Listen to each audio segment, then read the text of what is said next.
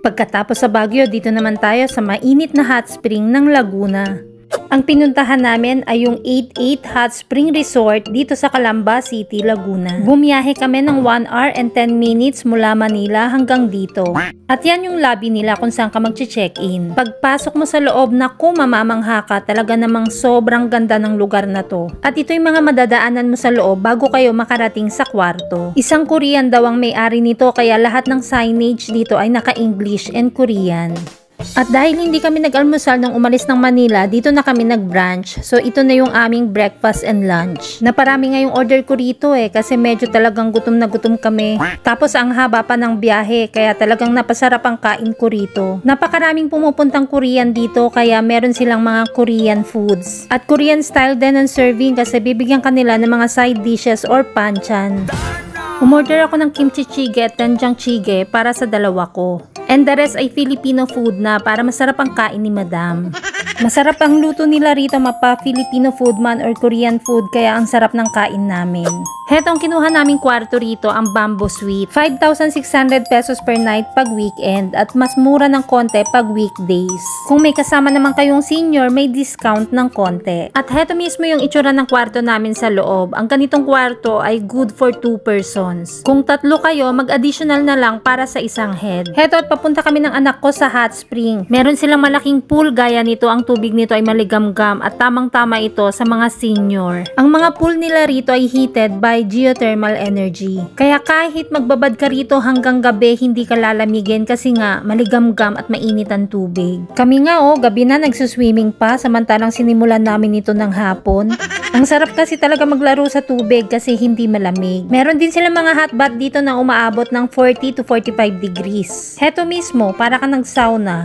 Kahit sinong foreigner ang dalhin mo rito, magugustuhan nila yung lugar, lalo na kung ang asawa mo ay Korean din. Kung naghahanap ka ng peaceful getaway at gusto mo yung medyo malapit lang, ito ang best option para sa'yo. Believe me, napakaganda rito, makakahanap ka rito ng peace of mind. Heto naman yung kanilang napakalawak na area at pwede kayong maglaro dito. Pwede kayong mag-volleyball, mag-badminton, or simpleng habulan. Huwag lang kayong magtagu-taguan kasi napakalawak ng lugar, lugi lagi ang taya. Yung asawa kong Koreano, nung una niya itong nakita, nagustuhan niya agad. Kasi maganda talaga yung lugar at sa tapat nito ay makikita mo yung Mount Makiling. Napaka-peaceful ng ambience sa umaga hanggang hapon. At napakaraming Korean na nagpupunta rito. Marami kaming kasabayan sa pool ng mga Korean. Kung hindi ako nagkakamali, meron silang 11 pools dito. Meron lang ilang hindi available kasi under maintenance. Napakaganda rin ng ambience sa gabi. Heto yung resto na pwede nyong kainan. Sa loob din ito mismo ng resort, pwede ka rin kumain dun sa kabila sa Korean resto. Yung kinainan namin ng brunch, pero dahil nakakain na kami dun, dito naman sa kabila. Ang ganda ng ambience dito pag gabi, nako, sobra. Ang ganda ng lightings, meron pa silang live band, napaka-inviting ng lugar. Kahit busog ka pa at hindi ka kakain, gugustuhin mo magpunta rito para magkape lang. Heto yung live band at nung nasa kwarto pa lang kami, naririnig mo na ng konti yung sound nito. Akala ng asawa ko, CD lang. Nung nagpunta na kami sa resto at nakita niyang live band pala yung kumakanta, gulat na gulat siya. Sabi niya, ang gagaling ng mga singer, akala ko CD lang yun, live pala. Sabi ko, syempre mga talentado ang mga Pinoy. Marami rin silang kinakantang mga Korean songs kasi nga ang daming Korean na bumibisita rito. Kaya yung asawa ko habang nakikinig ay nakaka-relate sa mga kinakanta nila.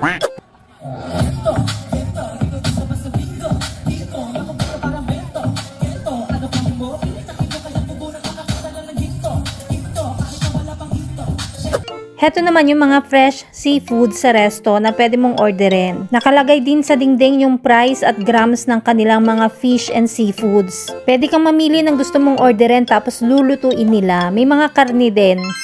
Hindi rin naman matagal ang serving nila rito, kaunti lang ang oras na inantay namin. Saka dahil siguro busog pa din kami kaya hindi kami nainip sa pag-antay. Ang dami din kasi talaga naming nakain nung brunch. May mga available nga pala silang mga drinks dito, marami kang pwedeng orderin. Napansin kong halos lahat ay meron sila. Maya-maya ay dumating na rin yung order namin. Ang in-order ko ay manok at isda, tapos sinamahan namin ng garlic rice. Busog na busog pa talaga kami kaya kaunti lang ang in-order ko kasi ang dami naming in-order nung lunch. Syempre, as usual, masarap ulit ang food kaya naparami na naman ang kain ni Madam. Wala na yata ako ibang ginawa dito sa Pinas kundi kumain. Ganito naman ang itsura ng paligid sa gabi, napakaganda. Masarap maglakad-lakad lang sa paligid pag ganitong gabi at tahimik. Maliwanag din sa gabi dahil marami silang pailaw kaya hindi naman yung tipong nakakatakot maglakad kahit maraming puno sa paligid.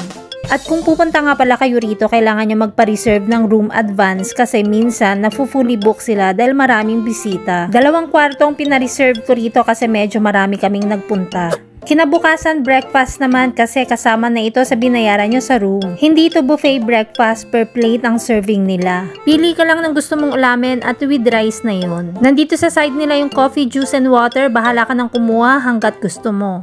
Then naghanap pa kami ng ibang pool nila at nakita namin sa bandang itaas itong mas malaking hot bath. Umuusok pa yan sa sobrang init, nasa 45 degrees Celsius. Then ito ay another hot bath ulit, nasa 35 lang. Mapagabi man o umaga, napakasarap maglakad-lakad dito. Lalo na mag-picture taking at mag-video. Kahit saan ka kasi tumapat, ang ganda ng background. Ayan nga si Madam mo, masyadong na-enjoy.